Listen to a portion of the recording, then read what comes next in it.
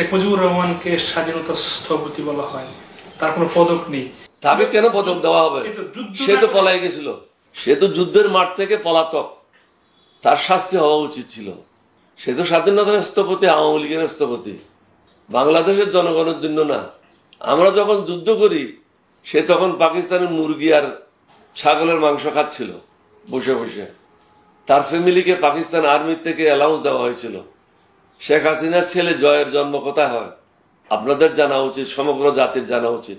ওয়াজেদের ছেলে জয়ের জন্ম হয়েছিল ঢাকা সেনানিবাসের হসপিটালে, সামরিক হসপিটালে, এবং তাদেরকে প্রতি মাসে 1500 টাকা করে ভরণ পোষণের জন্য পাকিস্তানিরা ভাতা দিত।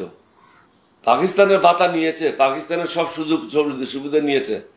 হাসিনা পাকিস্তানিদের জিপে করে সিএমএইচে গেছে, তার বাচ্চা সেখানেই হয়েছে।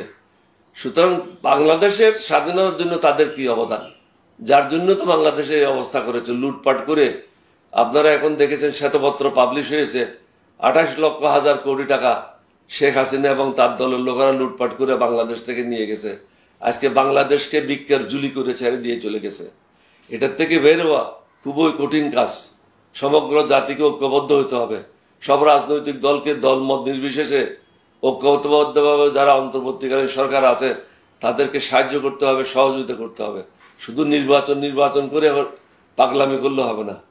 দেশটাকে সঠিক পথে আনার জন্য পদক্ষেপ নিতে হবে, সাহায্য করতে হবে, সহযোগিতা করতে হবে। আমি প্রথম যুদ্ধ শুরু করি চট্টগ্রাম সিডিএ মার্কেট থেকে। সর্বপ্রথম বিদ্রোহ করি শহীদ রাষ্ট্রপতি জিয়াউর রহমানের নেতৃত্বে, এবং পাকিস্তানি সেনাবাহিনীর 6 জন অফিসারকে গ্রেপ্তার করি।